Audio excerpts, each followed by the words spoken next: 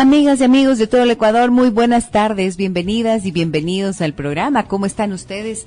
Para mí ha sido un gusto poder estar todos estos días junto a ustedes a través de la gran señal nacional de Sonorama.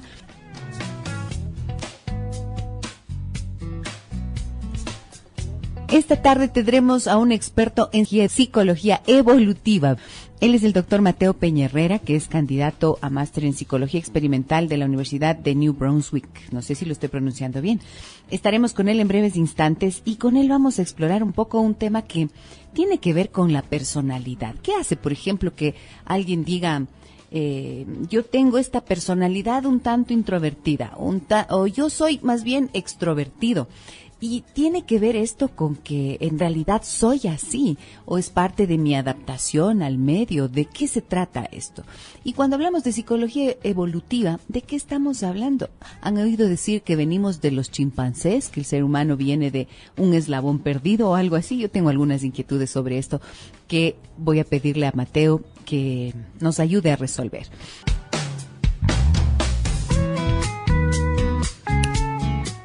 Han escuchado ustedes decir seguramente que alguien tiene mal carácter, ¿no es cierto? O que es de temperamento, por ejemplo, sanguíneo o flemático. ¿Alguna vez escucharon eso? Dicen, es que es de mal carácter o qué pésimo carácter que tiene, ¿no es cierto? ¿Cuáles serán las diferencias que existen? O dice, es que su personalidad es a sí mismo mal carácter. ¿Tiene que ver o estamos hablando cosas que no tienen ningún sentido cuando nos expresamos de esta forma? Está con nosotros ya el doctor Mateo Peña Herrera, que como les decía, él es candidato a máster en psicología experimental de la Universidad de New Brunswick y me da mucho gusto tenerlo acá en el programa. Es la primera vez que nos visita. Hola Mateo, buenas tardes, bienvenido. Buenas tardes Gisela, muchísimas gracias por la invitación. Sí, con total honestidad te puedo decir que este es un tema apasionante, ¿no? El preguntarnos efectivamente aquellas características que son muy particulares de cada uno de nosotros, pero que curiosamente otras especies también presentan esas características.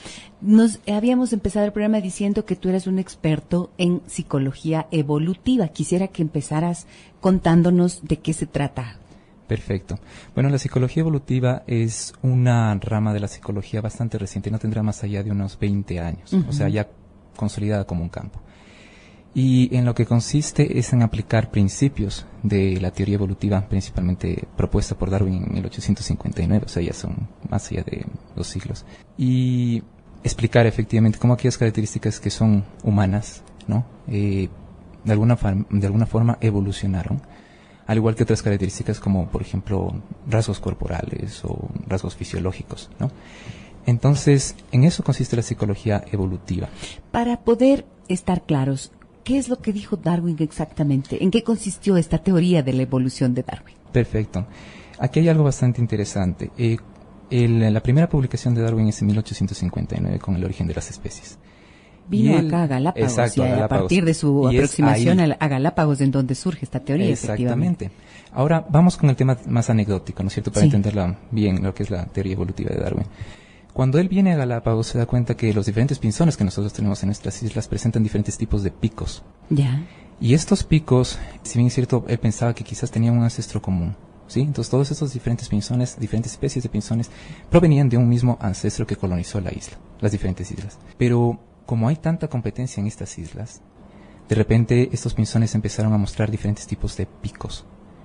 Entonces, aquellos pinzones, por ejemplo, que tenían un pico más grueso, podían alimentarse de semillas más gruesas. Aquellos que tenían picos más delgados, podían alimentarse de gusanos. Y entonces lo que él proponía es que ese tipo de picos les permitía sobrevivir a estos pinzones. Sobrevivir, reproducirse y diversificarse, volverse diferentes especies. Entonces, eso es más o menos de una manera súper general en qué consiste la teoría evolutiva de Darwin en el origen de las especies. Sin embargo, luego él se da cuenta que hay ciertas características que no pueden ser explicadas solamente por la selección natural, que es lo que acabo de explicar. Ya. Y escribe un segundo libro, que es El origen del hombre, en 1871. Y en ese entonces, él se pregunta lo siguiente, y creo que el ejemplo del pavo real es lo más claro. ¿Por qué el pavo real tiene plumas tan vistosas y tan grandes si es que lo pondría en un riesgo muy grande con depredadores? Supongamos los pavos reales originales son de la India, lo cual los ponía completamente expuestos, por ejemplo, a ser presas de tigres. Entonces, ¿por qué los machos pavos reales tienen esas plumas tan vistosas? Y Darwin proponía que es por selección sexual. ¿Qué quiere decir esto? Que estas plumas vistosas no tienen ningún tipo de, no le dan una ventaja al macho como es esto sobreviviendo, sino para atraer a las hembras. Y es esa ventaja la que permite que esta característica se mantenga. Luego, en 1872 se le escribe un tercer libro, que no se lo conoce, no es tan famoso, pero para mi campo es fundamental, que es sobre las emociones. Y él se planteaba y decía, bueno, ya he explicado características corporales, ¿no? Por ejemplo, el pico de los pinzones, el plumaje del pavo real. ¿Qué tal si las emociones también han evolucionado y provenían de un ancestro común, o un ancestro común tenía ciertas características y luego es como que se han diversificado? Y ese momento en el que él escribe sobre las emociones, si bien es cierto, la psicología evolutiva, como te digo, se consolida como un campo hace 20 años, es ese momento cuando Darwin publica sobre las emociones en que dice, tal vez el pensamiento, el lenguaje, emociones, no aparece de la nada en los seres humanos, sino que compartimos con otras especies. ¿Y con cuáles otras especies entonces podemos compartir las emociones de acuerdo a esta teoría? Ok, entonces un poco lo que se ha planteado y que se ha encontrado es que en el aspecto emocional los seres humanos tenemos 6 emociones básicas. Ira, tristeza, miedo, sorpresa, asco. Principalmente, creo que se me queda por ahí una. Entonces, ira, tristeza, alegría, miedo, asco, sorpresa, ¿no? Miedo, asco, sorpresa, ajá. Y un poco lo que él planteaba, si bien es cierto, estas no fueron las emociones que él proponía. Ekman, que es un antropólogo y psicólogo cultural, en 1970, decidió poner a prueba y ver si las diferentes culturas alrededor del mundo presentaban las mismas emociones. Y, oh sorpresa, después de sus estudios en Nueva Guinea, Ekman descubre que sí, todos los seres humanos compartimos estas 6 emociones básicas, y luego se dio un paso más allá. ¿Qué tal si estas emociones básicas no solamente están en todos los seres humanos, sino que también están en otras especies, en este caso, primates? Y después de varios años de observación y varios años de experimentación, se descubrió que primates no humanos, en este caso simios y monos, tanto monos del viejo mundo como los que se encuentran en Asia y en África, como monos del nuevo mundo como los que tenemos aquí en Sudamérica y en Centroamérica, presentan las mismas 6 emociones. Entonces, no es algo particularmente interesante. Es decir, que un chimpancé experimenta también ira, tristeza, miedo, alegría, asco y sorpresa igual que los seres Definitivamente, humanos. Absolutamente. Definitivamente. Ahora, aquí hay algo importante, porque quizás las personas que puedan estar escuchando se van a preguntar, bueno, ¿y cómo sabemos efectivamente que experimentan estas emociones? Claro, ¿cómo sabemos que es así? Y aquí hay algo interesante. En 1894, Morgan, que era un psicólogo también experimental, dijo, no podemos apresurarnos a llegar a conclusiones de que estas especies comparten características nuestras sin antes haber considerado que quizás son procesos más simples los que están ahí, ¿sí? Y este concepto se conoce como el canon de Morgan. Entonces todos los psicólogos experimentales que estamos involucrados en este campo siempre tenemos como esa idea de no saltemos a conclusiones, pueden ser otras cosas más simples las que están ahí. Y entonces un poco lo que se han hecho en estos 20 años es siempre tener el canon de Morgan ahí. ¿Será que es? ¿Será que es? ¿Será que es? Y utilizar la mayor rigurosidad para no caer en lo que nosotros llamamos el antropomorfismo. Y el antropomorfismo viene a ser el que consideramos que especies no humanas comparten características humanas cuando no están ahí. Y mi campo, la psicología evolutiva, se encarga, y la psicología comparada también, se encarga efectivamente en decir, ¿está ahí eso o no está ahí eso?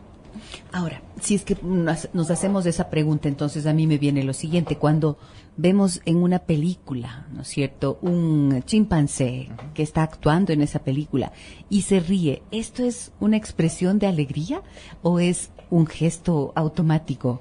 Es como una mueca esa risa. Y eso es algo interesante porque de hecho la risa en primates no humanos no está asociada a la alegría. La risa más bien está asociada a lo que se conoce como cara de juego, ¿no? Entonces la cara de juego viene a ser un gesto en el cual, por ejemplo, se abre la parte superior de la boca y simplemente se hace un sonido de expulsar aire, ¿no? Y es más o menos una de las propuestas de cómo se origina la risa en otras especies. Y aquí hay algo interesante, relacionado con la risa está la sonrisa. En la medida en que se asume, por ejemplo, vemos, yo que sé, en una película, en un documental, un primate no humano como un chimpancé que se ríe y asumimos que es alegría.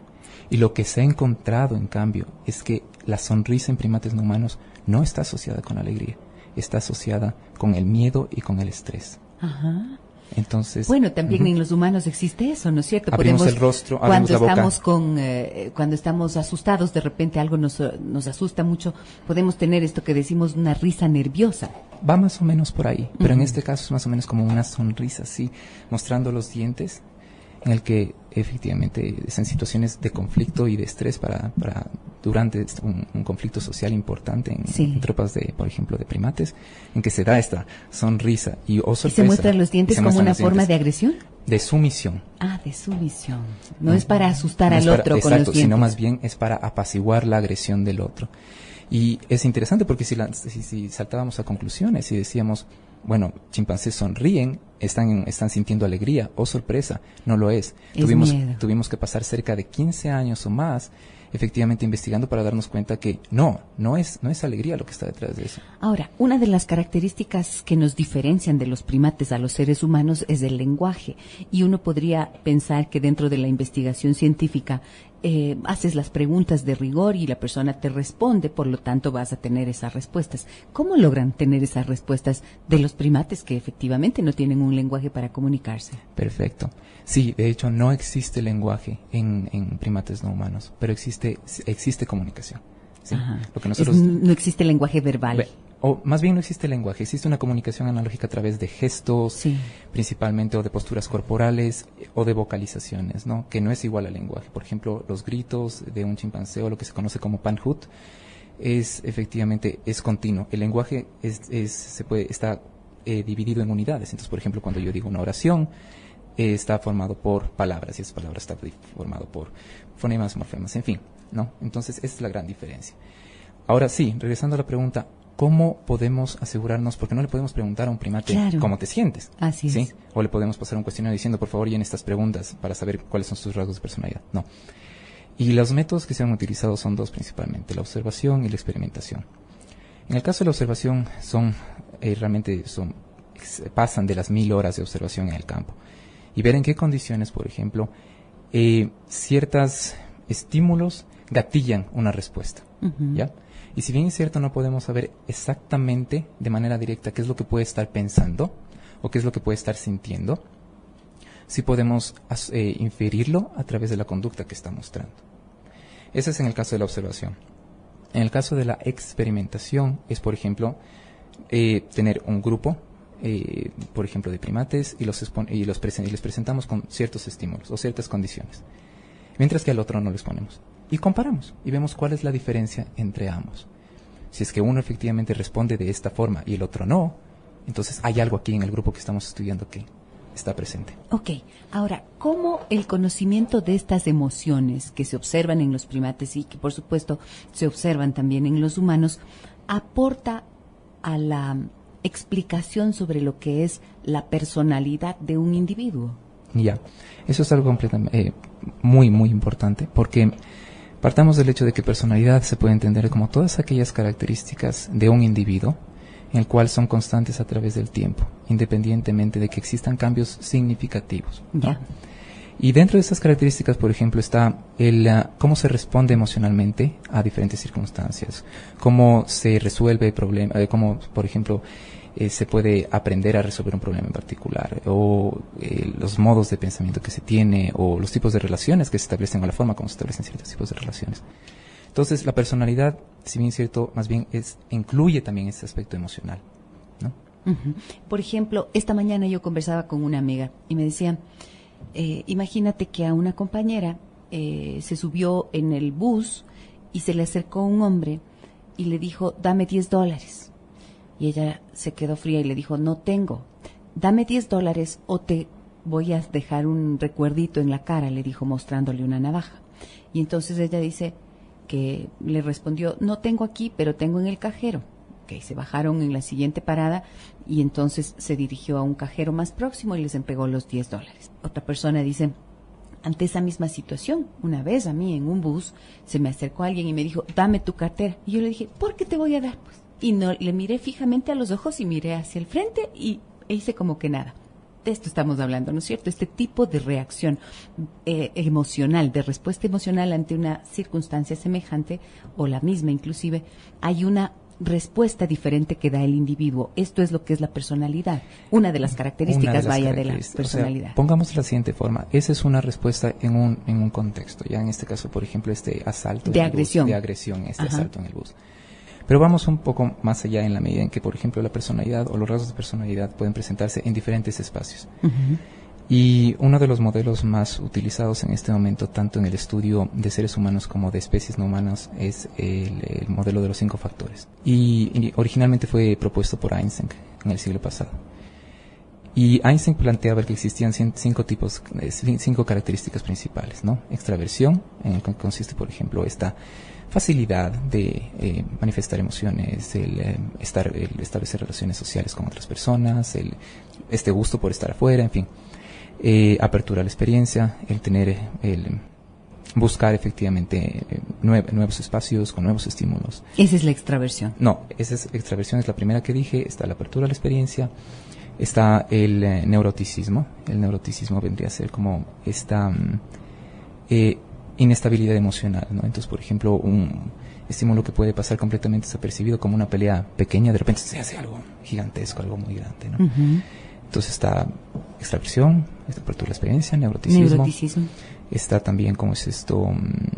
Afabilidad. Este interés por el bienestar de los otros, el altruismo, el buscar resolver los conflictos de una manera no violenta. Por último, está también la concienzudez o constancia, ¿no? El tener un autocontrol, una alta tolerancia a la frustración, el poder cumplir con ciertos planes. Entonces, ese es el modelo de los 5 factores, ¿no? Que todos los seres humanos encontró, inclusive Costa y McRae en el 2006 hicieron un estudio con cerca de 126 culturas alrededor del mundo y encontraron que todos los seres humanos tenemos estos mismos 5 factores, con diferentes niveles, pero están los mismos 5 factores. Y no son ni buenos ni malos, solo existen. Existen, exactamente, existen en diferentes niveles y cada uno de nosotros tenemos estos 5 factores en diferentes niveles. Sam Gosling de la Universidad de Texas decidió ver si otras especies tenían estos 5 factores. Y encontró que sí, tanto en primates como en perros. En los perros. Sí. No, y a ver, aquí esto de los perros me parece tan interesante porque a veces, o con mucha frecuencia, los dueños de perros y que amamos a los perros podemos decir, solo le falta hablar. Me está comunicando algo, con sus ojos me está diciendo algo. Nos vemos casi que identificados con los perros y no sabemos si ellos repiten nuestras conductas o nosotros repetimos las conductas de ellos. O sea que están estos 5 elementos también, en los perros y en los primates. Muy bien. Este es el tema. A mí me parece fascinante realmente porque es como una exploración de lo más profundo, de lo más básico, podríamos decir, instintivo, ¿no es cierto?, en los seres humanos que de alguna manera configuran estos seres que nosotros somos. Y por allí hablamos de temperamento, de carácter, de personalidad, de inteligencia. Vamos a preguntarle esto a Mateo Peñerrera, que está con nosotros en esta tarde, amigas y amigos.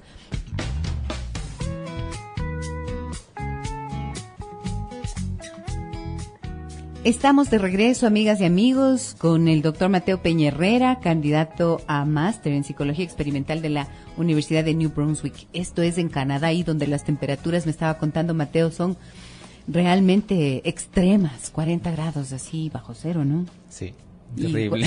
Y luego 40 de calor, tremenda. Está tenaz, sí. Y ahí sirven entonces estas características de supervivencia y de adaptación. Sí. Los seres humanos nos adaptamos a todo. Muy bien. Ahora yo quiero preguntarte, ¿cómo todos estos conceptos, estos criterios que has compartido con nosotros antes, Mateo, acerca de la evolución, de las teorías de la evolución de Darwin específicamente, sirven o aportan para la comprensión, por ejemplo, de los problemas humanos y de los dilemas que los seres humanos tenemos habitualmente, especialmente a nivel de relación, por ejemplo? Ya, aquí viene algo bastante interesante, porque ese sí es un campo realmente amplio en lo que respecta, por ejemplo, a conflictos en relaciones sociales, sea, por ejemplo, relaciones de pareja, relaciones de familia, porque más bien nos podríamos ir tranquilamente en una conferencia o ni siquiera en una conferencia, en un curso de 8 horas. Desde luego. Solamente tocando ese solamente tema, ¿no? La idea de entonces, ¿cómo aporta? ¿Cómo aporta? Ok. Algo interesante es efectivamente el que usualmente se asume que los seres humanos, ¿no?, somos de las pocas especies que vivimos efectivamente en sociedad, sí, lo cual es un grave error, un gravísimo error. De hecho, como es esto, la gran mayoría de primates no humanos viven en sociedad, en diferentes tipos de sociedad, en diferentes tipos de estructuras que conforman estas sociedades, pero absolutamente la gran mayoría de ellos lo hacen. Entonces, por supuesto, si se convive en sociedad, puede haber momentos en los cuales los objetivos de cada uno de los miembros de esta sociedad pueden entrar en pugna o en conflicto con los de otros. Y ahí se puede dar efectivamente competencia. Entonces, y no estamos hablando solamente de una competencia, por ejemplo, entre extraños, sino que puede ser, por ejemplo, competencia dentro de un núcleo familiar o entre parientes. Y lo que se ha encontrado es que sí, o sea, en especies no humanas, por ejemplo, en el caso de primates no humanos, hay una alta incidencia de conflicto, ¿no? Pero curiosamente también hay una alta incidencia de resolución de conflicto. ¿Por qué? Porque si el conflicto lleva efectivamente a la dispersión, o sea, si por ejemplo yo peleo con alguien, la mayor probabilidad es que, y es alguien conocido, es que si no se repara efectivamente el daño en la relación por esa discusión o ese conflicto, simplemente nos distanciaremos. Sin embargo, tanto los seres humanos como otros primates contamos efectivamente con mecanismos para resolver el conflicto, para que se dé reconciliación. Y, por ejemplo, uno de los descubrimientos más interesantes, ubicado por Ginny Seifert de la Universidad de California, fue el que, por ejemplo, se puede dar reconciliación a través de terceras partes. Ellos estudiaban babuinos oliva en el delta del Okavango en África. ¿Qué son babuinos? Los babuinos vienen a ser primates, por ejemplo, cuadrúpedos con una nariz alargada, principalmente esas son las características que viven efectivamente en sociedades muy numerosas, estamos hablando de cerca de 200 individuos, ¿no?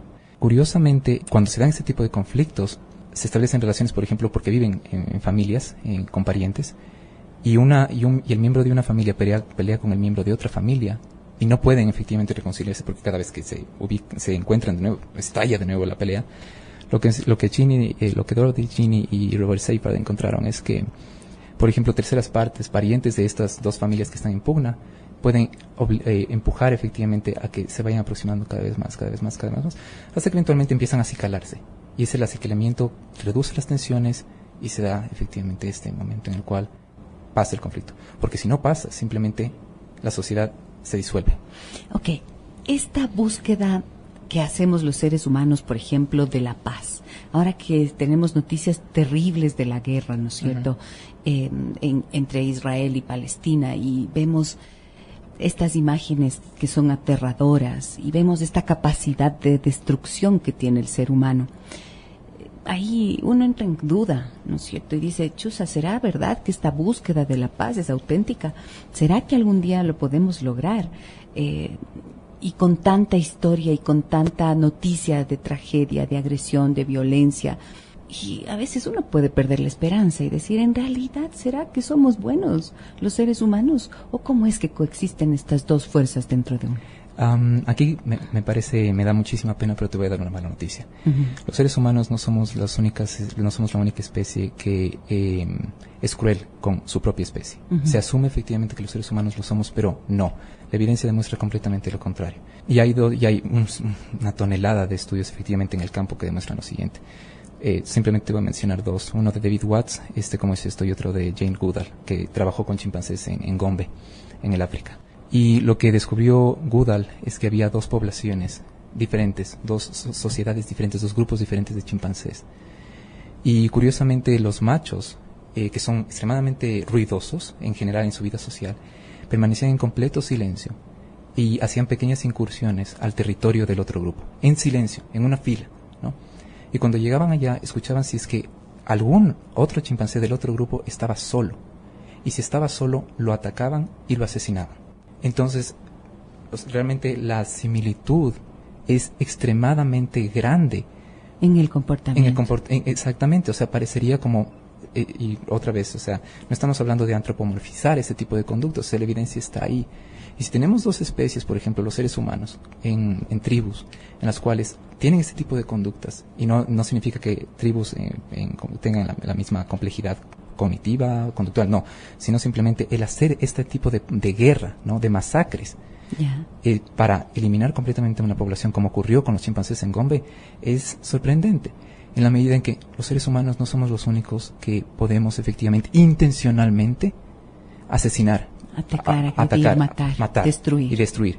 Porque la misma presencia del otro ya es una amenaza. Pero esto me hace pensar lo siguiente. Esto, si es que miramos a otras especies como los chimpancés, entonces tengo que pensar en términos de evolución, que hay una línea del tiempo que me dice que nosotros de alguna manera nos convertimos en esto que somos ahora, o es que simplemente simultáneamente coexistimos, pero no tiene que ver que de ahí evolucionamos y nos convertimos en esto que somos, porque entonces allí me daría un poco de esperanza, porque diría, ok, todavía tal vez nos falta evolucionar un poco más hasta que esa parte primitiva capaz de destruir cambie. ¿Es así o no? Un poco lo que hay es, como tú decías, son estas dos fuerzas, ¿no? Por eso era lo importante que yo te comentaba, que en especies no humanas hay esta resolución de conflicto, en las cuales, porque si no hay resolución de conflicto, simplemente la sociedad colapsa, ¿ya? Pero lo interesante es el que... ¿Pero por qué gobierna tanto la otra, la de destrucción, más que la de la paz? ¿O es que los noticieros son los que nos hacen tener conciencia más de lo malo que de lo bueno? De la siguiente forma. En el caso de conflictos bélicos, como por ejemplo lo que está ocurriendo en este momento en Gaza o en Ucrania, ahí más bien habría que ir el análisis efectivamente sobre el tipo de dificultades, o más bien de pugnas que existe a nivel político, institucional, mientras que acá estamos en un nivel más básico. Ok. Tenemos una llamada al aire. Adelante, por favor. Buenas tardes. ¿Quién nos habla? Buenas tardes, Gisela. Graciela te saluda. Hola, Graciela. Estás? Mucho gusto. Muy bien. Muchas gracias. Cuéntanos, por favor. Estoy oyendo con mucha atención esta entrevista maravillosa y nueva, ¿no? Para muchos es una cosa nueva, novedosa. Así es. Y me cabe una pregunta. O sea, que nosotros, los seres humanos, heredamos de los primates la agresividad, la ira, todo lo negativo.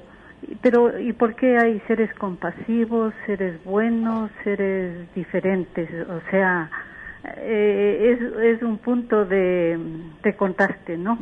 Entonces, porque la teoría de que venimos de una costilla y todo eso ya no existe, según el mismo Papa que dijo, ¿no? Entonces, nosotros somos así como los primates, o sea, somos esencialmente primates evolucionados un poco, pero en determinado momento nos sale ese ancestro que tenemos, esa línea de maldad, como tú acabas de decir, estos días tan convulsionados, que el ser humano, como alguien decía, las bestias son bestias, pero los humanos somos mucho más bestias que las bestias. Entonces, ese puntito quisiera que me aclare un poco. Muy bien. Y felicidades a ti por tu programa tan maravilloso, ¿no? Y al doctor también. Muchísimas gracias. Gracias por tu llamada, Graciela, una querida amiga oyente del programa. Y muy pertinente lo que ella nos dice. Regresemos nuevamente a lo que te decía antes. Está efectivamente esta inclinación a la agresión, y creo que una frase que utilizó efectivamente Graciela es la más pertinente. Compartimos esto con un ancestro común. Entonces, nos heredaron hemos heredado de ellos, nos decían. Aquí hay una confusión muy grande. No es el hecho de que los seres humanos evolucionamos, ¿no? O nuestro ancestro eran los chimpancés. No, son dos especies diferentes que compartimos con un ancestro común hace 7 millones de años, ¿ya? Pero algo que yo dije hace un momento era efectivamente el carácter de reconciliación, de resolver los conflictos dentro de la comunidad. Porque si no se resuelve... esta capacidad exactamente, también, el altruismo. Exacto, el altruismo. Porque algo que yo dije, acuérdate que en los rasgos de personalidad de los 5 factores estaba la afabilidad. Y en la afabilidad está el altruismo, la preocupación por los otros y efectivamente esta inquietud, este grado de empatía por el bienestar con nosotros. Y algo que yo dije es efectivamente en que en especies no humanas como primates no humanos se encontró el laboratorio de Sam Gosling en la Universidad de Texas y también Figueredo, como es la Universidad de Nuevo México, que estos 5 factores están ahí. Entonces, sí, los seres humanos también tenemos este carácter de cooperar con el resto, de ser altruistas con el resto, de preocuparnos por el resto. Sin embargo, también está esta otra parte, en la cual el conflicto puede escalar y puede tener proporciones letales. Es decir, que coexisten en nosotros estas dos especies de fuerzas, ¿no es cierto? Y si es que pensáramos en términos orientales, de la filosofía oriental, podríamos decir que entonces conviven el bien y el mal dentro de uno, solo por ponerlo en un lenguaje metafórico, y va a depender mucho quién gana, dependiendo de a quién alimentemos más, ¿no es cierto? Tal vez si alimentamos más a la rabia, al odio, o si alimentamos más a la bondad, al altruismo. Sí, un poco también está el que hay ciertas características, ciertas condiciones sociales, efectivamente, en el que promueven el que se dé una facilidad por la agresión o una inclinación hacia la agresión, hacia el conflicto y hacia la violencia letal o hacia la preocupación por el resto. Ok. Hace millones de años se entiende que un asteroide cayó en este planeta, ¿no es cierto?, en la península de Yucatán. Y este era el tiempo en el que se entiende que en el planeta vivían los dinosaurios. Pero la caída de ese asteroide significó la muerte de esos dinosaurios. Y allí solamente sobrevivieron los mamíferos, precisamente. Y se entiende que para que ellos hayan sobrevivido, hubo algo que les ayudó a sobrevivir. Y fue precisamente la cooperación. Esto, ¿qué explicación tiene entonces en este sentido? ¿Qué es lo que nos proporciona este sentido de cooperación? A ver, yo pienso que ahí es importante más o menos como que hacer una aclaración, porque la cooperación se ha encontrado que como una característica en el cual varios organismos efectivamente obtienen un beneficio de una actividad conjunta, no es exclusivamente de los mamíferos, ¿sí? Por ejemplo, cooperación puedes tener en insectos, se conoce como insectos eusociales, como por ejemplo hormigas, abejas, termitas. En aves también. En aves. No, entonces la cooperación se encuentra en un sinnúmero de otras especies, en peces. Sin embargo, lo que ocurre después de la caída del asteroide en Chicxulub hace 65 millones de años, es que todos los nichos ecológicos ocupados por estas especies diferentes, no solamente de dinosaurios, sino también de reptiles voladores, en fin, se retiran y más bien se da esta diversificación de diferentes especies, ¿no? En este caso por parte de los mamíferos. Y indiscutiblemente cada especie se acopla a un nicho diferente. Y en este caso los primates se acoplaron a un nicho, como es esto, poniendo muchísimo énfasis en la socialidad. De acuerdo. Ahora, sí o no que es fascinante lo que nos está diciendo Mateo, y como bien decía Graciela, también tan novedoso, porque imagínense si como un área de estudio apenas está hace 20 años, apenas decimos 20 años en términos de la evolución de la ciencia, ¿no es cierto?, del descubrimiento y de lo que significa la consolidación de una disciplina, pues es poquito tiempo y sin embargo nos aporta tanto en la comprensión. Ahora, tengo que contarles de esto para las personas que están escuchando el programa, que son profesionales, por ejemplo, de la psicología, de la terapia, de la medicina también, ¿no es cierto, Mateo? Mateo va a ofrecer una conferencia sobre este tema el próximo día miércoles 23, y esto va a ser en el CEPSI, que está ubicado en el pasaje Los Ángeles E414 y Alemania, en el edificio Da Vinci. Si es que ustedes están interesados, pueden inscribirse llamando al 290-6909. La conferencia se llama Introducción a la evolución de diferencias individuales y la personalidad. Va a tener un poco que ver con lo que hemos hablado, aunque no en rigor con todo esto, ¿no es cierto? Porque aquí nos hemos salido de cosas, pero creo que, ¿qué crees tú que sea lo que van a obtener las personas que acudan a tu conferencia del próximo miércoles, Mateo? Bueno, un poco que lastimosamente no pudimos discutirlo por cuestión de tiempo y que nos fuimos efectivamente en otros temas. Son aquellas fuerzas naturales, principalmente relacionadas con teoría evolutiva, selección natural, selección sexual, selección social y cultural, que han promovido que se dé personalidad de los diferentes rasgos, principalmente los rasgos que hemos conversado el día de hoy, y cómo otras especies presentan rasgos de personalidad. Porque ahora, si bien es cierto mencionamos sobre primates, la conferencia también está basada en estudios, por ejemplo, de personalidad en aves, en peces y en arácnidos, en arañas, en tarántulas. Porque asumimos efectivamente que más bien la personalidad vendría a ser un proceso complejo que solamente, voy a poner entre comillas, como organismos superiores que nos consideramos que somos, contamos con eso. Y sorpresa, lo que se ha encontrado es que no. Peces, aves y arácnidos presentan rasgos de personalidad. Y también los perros. Y por supuesto los perros. Mi Leonardo tiene una personalidad muy definida y clara y muy fuerte. Depende entonces de estos 5 factores que nos explicaste antes.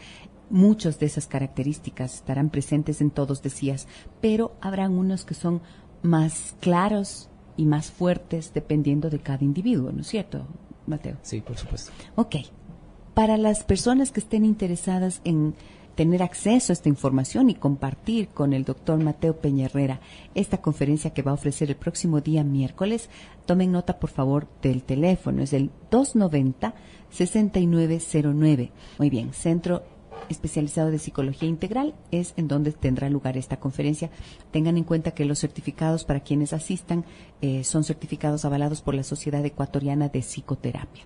Mateo, ha sido un gusto enorme para mí conocerte, tenerte aquí en el programa, y te agradezco por toda la claridad en los conceptos, la forma en la que los expones y la novedad también de este interesante tema que estás planteando. Te deseo mucho éxito allá en Canadá cuando regreses y por supuesto en esta conferencia del miércoles. Te agradezco muchísimo por el espacio, igual. Encantada. Amigas y amigos, me voy ya. El próximo día lunes estaremos nuevamente a partir de las 15:05 aquí en Adán Cineva a través de la gran señal nacional de Sonorama. Que tengan ustedes una muy buena tarde y un buen fin de semana. En Facebook ustedes pueden encontrar todos los programas de esta semana, están ya subidos al canal de YouTube también, y en la página Giselle Echeverría Castro encuentran pedacitos, fragmentos, síntesis de lo que vamos diciendo aquí cada tarde. Soy Giselle Echeverría. Un abrazo grande a todas y todos. Hasta el lunes. De cada uno de nosotros, pero que curiosamente otras especies también presentan esas características. Nos habíamos empezado el programa diciendo que tú eres un experto en psicología evolutiva. Quisiera que empezaras contándonos de qué se trata. Perfecto. Bueno, la psicología evolutiva es una rama de la psicología bastante reciente, no tendrá más allá de unos 20 años, o sea, ya consolidada como un campo. Y en lo que consiste es en aplicar principios de la teoría evolutiva, principalmente propuesta por Darwin en 1859, o sea, ya son más allá de 2 siglos. Y explicar efectivamente cómo aquellas características que son humanas, ¿no? De alguna forma evolucionaron, al igual que otras características como, por ejemplo, rasgos corporales o rasgos fisiológicos, ¿no? Entonces, en eso consiste la psicología evolutiva. Para poder estar claros, ¿qué es lo que dijo Darwin exactamente? ¿En qué consistió esta teoría de la evolución de Darwin? Perfecto.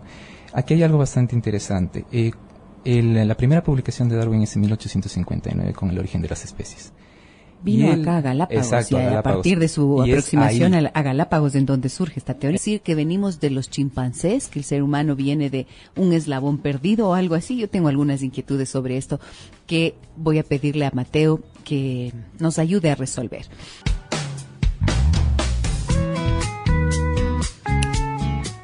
Han escuchado ustedes decir seguramente que alguien tiene mal carácter, ¿no es cierto? O que es de temperamento, por ejemplo, sanguíneo o flemático. ¿Alguna vez escucharon eso? Dicen, es que es de mal carácter o qué pésimo carácter que tiene, ¿no es cierto? ¿Cuáles serán las diferencias que existen? O dice, es que su personalidad es a sí mismo mal carácter. ¿Tiene que ver o estamos hablando cosas que no tienen ningún sentido cuando nos expresamos de esta forma? Está con nosotros ya el doctor Mateo Peñerrera, que como les decía, él es candidato a máster en Psicología Experimental de la Universidad de New Brunswick y me da mucho gusto tenerlo acá en el programa. Es la primera vez que nos visita. Hola Mateo, buenas tardes, bienvenido. Buenas tardes Gisela, muchísimas gracias por la invitación. Sí, con total honestidad te puedo decir que este es un tema apasionante, ¿no? El preguntarnos efectivamente aquellas características que son muy particulares. Te pregunta lo siguiente, y creo que el ejemplo del pavo real es lo más claro. ¿Por qué el pavo real tiene plumas tan vistosas y tan grandes si es que lo pondría en un riesgo muy grande con depredadores? Supongamos los pavos reales originales son de la India, lo cual los ponía completamente expuestos, por ejemplo, a ser presas de tigres. Entonces, ¿por qué los machos pavos reales tienen esas plumas tan vistosas?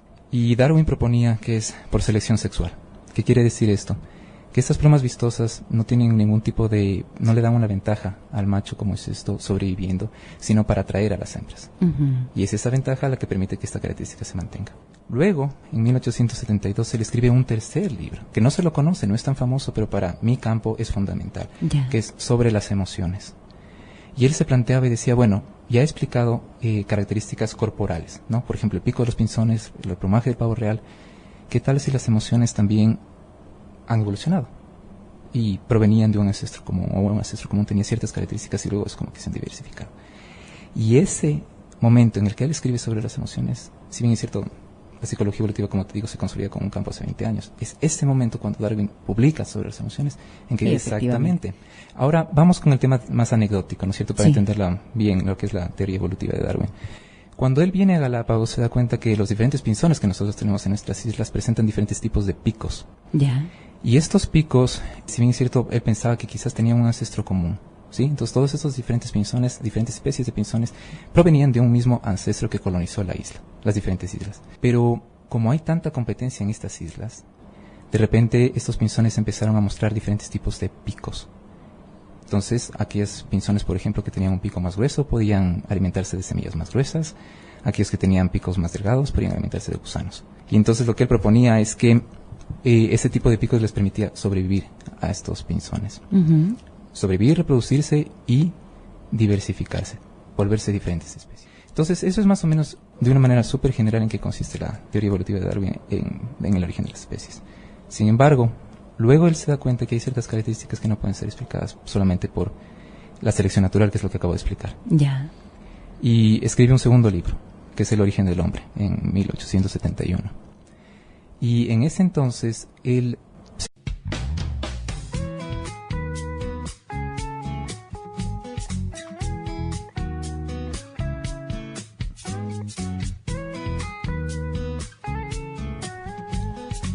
Amigas y amigos de todo el Ecuador, muy buenas tardes, bienvenidas y bienvenidos al programa. ¿Cómo están ustedes?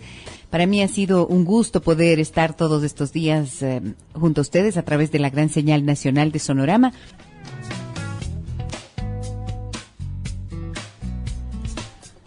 Esta tarde tendremos a un experto en psicología evolutiva. Él es el doctor Mateo Peñerrera, que es candidato a máster en psicología experimental de la Universidad de New Brunswick. No sé si lo estoy pronunciando bien. Estaremos con él en breves instantes y con él vamos a explorar un poco un tema que tiene que ver con la personalidad. ¿Qué hace, por ejemplo, que alguien diga, yo tengo esta personalidad un tanto introvertida, o yo soy más bien extrovertido? Y tiene que ver esto con que en realidad soy así, o es parte de mi adaptación al medio. ¿De qué se trata esto? Y cuando hablamos de psicología evolutiva, ¿de qué estamos hablando? ¿Han oído de